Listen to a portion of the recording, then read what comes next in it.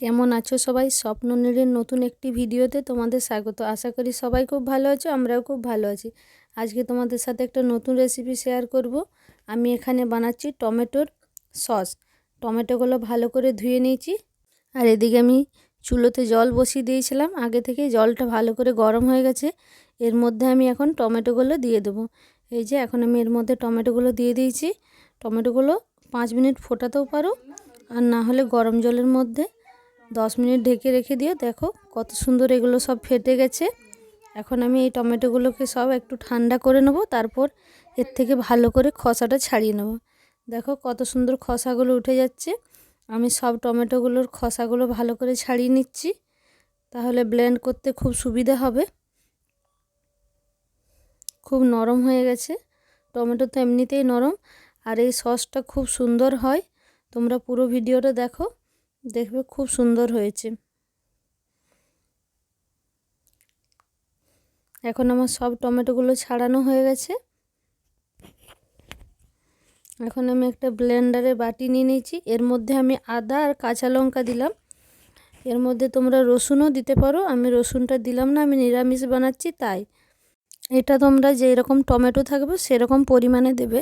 আমার 1.5 kilo tomato ছিল এখানে, তো আমি ঝালটা একটু কম দিয়েছি।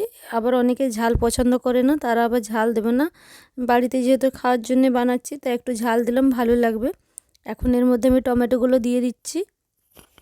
ব্লেন্ডার ছাড়াও বড় ছাঁকুনির সাহায্যে টিপে এর কাতটাও বার করে নিতে পারো।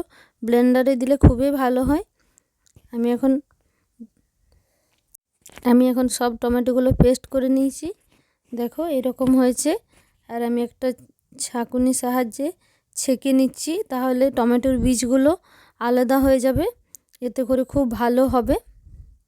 চামচের সাহায্যে আমি একটু করে নিচ্ছি, দলিয়ে নিচ্ছি। এই যে আমার এখন পুরোটা ছাঁকা হয়ে গেছে। আমি এবার গ্যাসটা অন করে দিলাম। এবার এটা আস্তে আস্তে নেড়ে নেড়ে প্রায় 10-15 মিনিটের মধ্যে এটা রেডি হয়ে যাবে। দেখো এটা কালারটা কিন্তু খুব সুন্দর, আর তোমরা বাড়িতে অবশ্যই বানাতে পারো, এটা খুব ভালো হয়। দেখো আমি এখন গ্যাসে এটা দিয়েছি, খুব সুন্দর কালারটা আসছে। আস্তে আস্তে হালকা আঁচে এটা করতে হবে, আর মাঝে মাঝে নেড়ে দিতে হবে।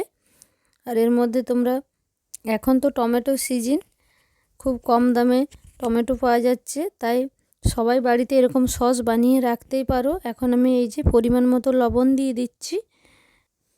আর এই সসটা বানিয়ে অনেক দিন রাখা যায়, ফ্রিজে রাখলে তো প্রায় 1 বছরের উপর থাকবে। আর তোমরা এমনি নর্মালি এটাকে 6-7 মাস রাখতে পারবে, আর খেতেও কিন্তু খুব টেস্টি হয়। এখন এর মধ্যে আমি ভিনিগার দিয়ে দিচ্ছি। ভিনিগারটা আগে দিইনি, কারণ যেহেতু আগে থেকে এটার মধ্যে একটু জল জল ছিল। আবার ভিনিগারটা আমি এখানে 3-4 চামচ মতো ভিনিগার দিয়েছি। আমার যেহেতু ছোট বোতলের মধ্যে ছিল, তাই আমি ওটা আন্দাজ মতো দিয়ে দিয়েছি।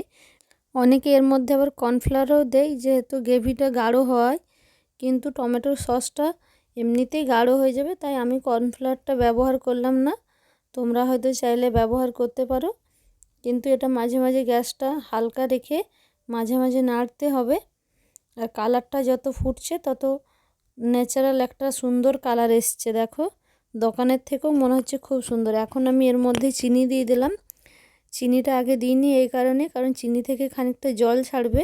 এখন যেহেতু আমার গ্রেভিটা তৈরি হয়েছে প্রায়, তাই আমি এখন চিনিটা দিয়ে দিলাম। তোমরা তোমাদের পরিমাণ মতো মিষ্টি, ঝাল, নুন এটা দিতে পারো। আর এর মধ্যে আবার তেঁতুলও দিতে পারো, কিন্তু আমি দিলাম না, যেহেতু আমার বাচ্চা খাবে, তাই আমি তেঁতুলটা অ্যাভয়েড করলাম। দেখো এখন আমার পুরো সস রেডি। এবার আমি এটাকে চুলো থেকে নামিয়ে নেব। দেখো খুব সুন্দর হয়েছে। আর এটাকে ঠান্ডা করে কাঁচের পাত্রে রাখবে, তাহলে অনেক দিন এটা থাকবে।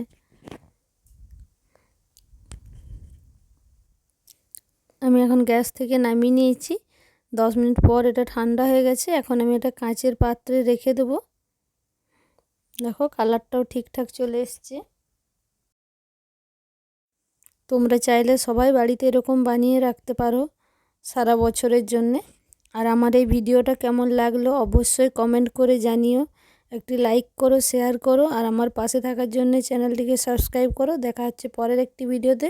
সবাই ভালো থেকো, সুস্থ থেকো।